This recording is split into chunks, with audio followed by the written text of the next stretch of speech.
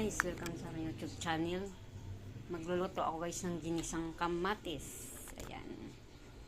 Ihiwain pa lang guys. Ito yung kamatis. Ayan, mayroong bawang, sili green, at saka dahon sibuyas. Seasoning.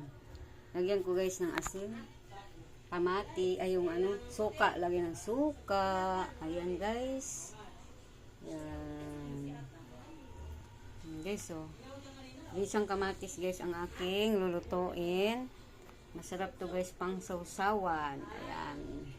Tapos lagyan natin ng suka para matagal siya masira. Tapos lagi maraming sili, maanghang. Maanghang na sukaan. Ayan. Tara guys, magluluto tayo ng ginisang kamatis. Ayan. Masarap ito guys. Ayan. Tara.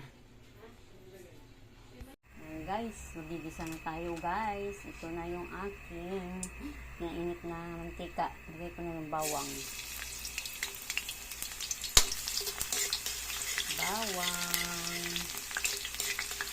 Ayan ang bawang.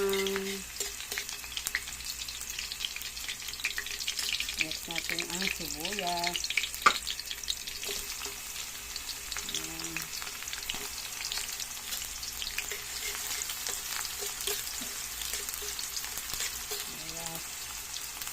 Lagyan natin yung sili green.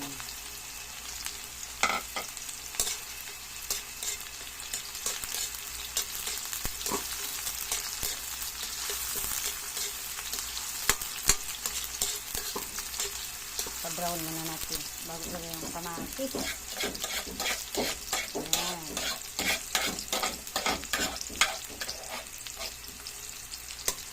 Bango. Ibang anghang ng sili green. Sa amoy pa lang, manghang na. Sarap to guys kasi manghang.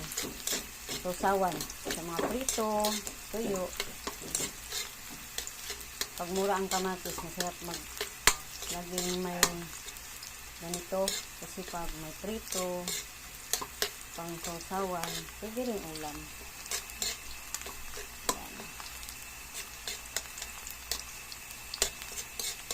Sarap talaga to guys. Masustansya pa. Ginisang kamatis. Lagyan na natin ang kamatis.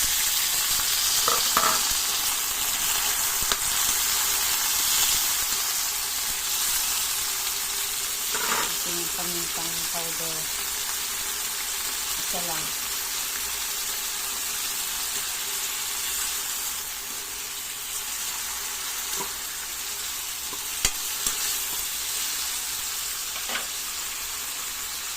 Lagyan natin guys ng asin.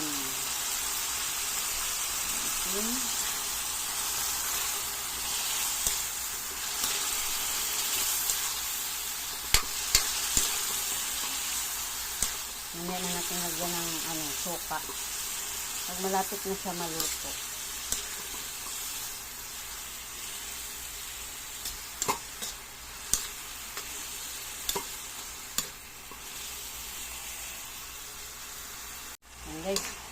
Guys, at malambot na yung kamatis guys. Lalagyan na natin siya guys ng suka. Suka. Yung suka. Sarap talaga ito pang sausawan guys. Maanghang. Lagyan na rin natin ng seasoning. Kasi luto na ito. Bango.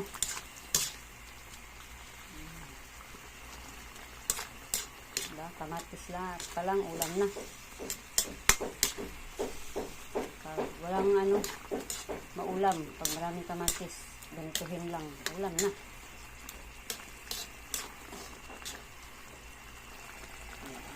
Luto na to guys. Ready to eat na to. Bilisan ko magluto. Tama lang ang templa. Ready to eat na.